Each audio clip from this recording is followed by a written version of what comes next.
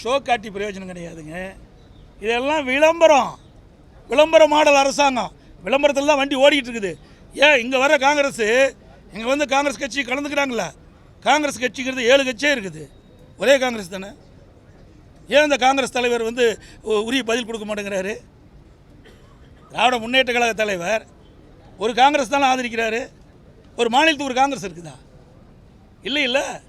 அப்போது இந்திய தேசிய காங்கிரஸ் கட்சியினுடைய அகில இந்திய தலைவர் திரு கார்கே அவர்கள் ஏதாவது பேசினாரா?